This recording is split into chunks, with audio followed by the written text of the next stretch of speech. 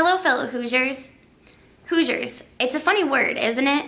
Ask anyone what it means and they'll either say, oh, well, somebody who lives in Indiana, or I have no idea, or excuse you.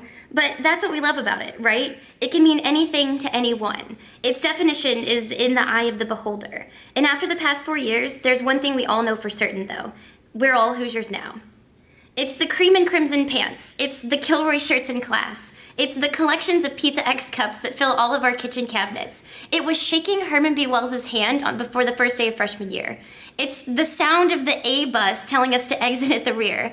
For Speons, it's that wood paneling in the atrium that feels like home. Being a Hoosier is a shared experience. It's the combination of all of our experiences, creating some general sense of the Hoosier community to which we belong.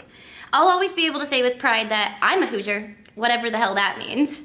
Being a Hoosier is what you make it, and in the end, it's all about our individual experiences contributing to the greater Hoosier community. My Hoosier identity started to form before I even stepped on campus. I applied on a whim to join the Civic Leaders Living Learning Center, who little did I know would become my first taste of community on campus. My application was out of control. When one question asked why I wanted to join the CLC, I responded, I do not simply want to join the CLC, I need to be in the CLC. Then I went on to detail the fact that I had achieved the utmost level of nerdiness, which included descriptions of my addiction to the news, how I spent my free time reading biographies about the Founding Fathers, and how I had a t-shirt with the text of the Constitution on it that I could not wait to bring to college. I mean, this was prime nerd. But this prime nerd was determined to find her place where she belonged. What I was not aware of was that 60 other civics nerds were also looking for their place too. When I arrived during Welcome Week, I heard conversations about a political candidate fantasy league that someone had created, and the political campaigns other members of the CLC were already working on. I threw myself into the community and eagerly took part in every activity that the Civic Leaders Center offered. I'll never forget the 12-hour bus ride we took to Washington, D.C., and how mesmerized I was when we pulled up to the Washington Monument, not having any idea that I'd actually get to live there in the near future. We had meetings in the Capitol building, and I took a million pictures with my Capitol Visitors Center official business guest badge. I was thriving, and I knew I had to find more ways to explore my love for politics and government. That led me to SPEA. When I came to IU, I had no idea what that acronym stood for. Honestly, my parents probably told me to steer clear of a public affairs degree, warning me that the salary wouldn't be ideal. I was stuck somewhere in between the Kelley School of Business and a political science degree, not really knowing where I truly belonged. Nevertheless, I found SPEA and applied after my freshman year.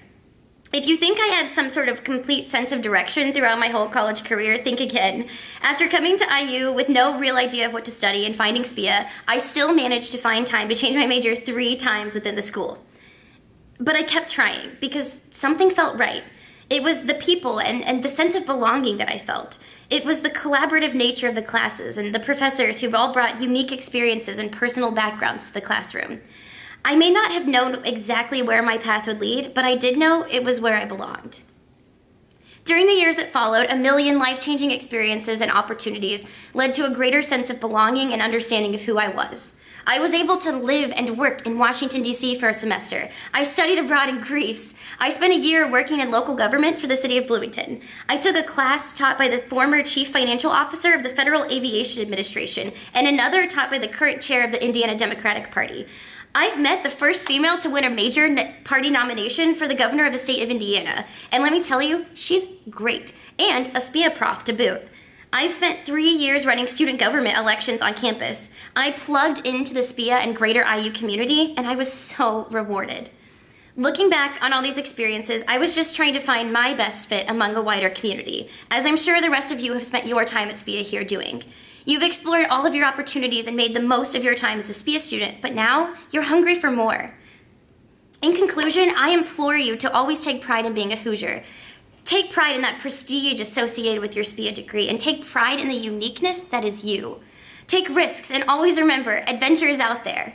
But do all this with something else in mind. Your SPEA and your Hoosier communities will always be here for you, because in the battle, we're tried and true. Indiana, we're all for you.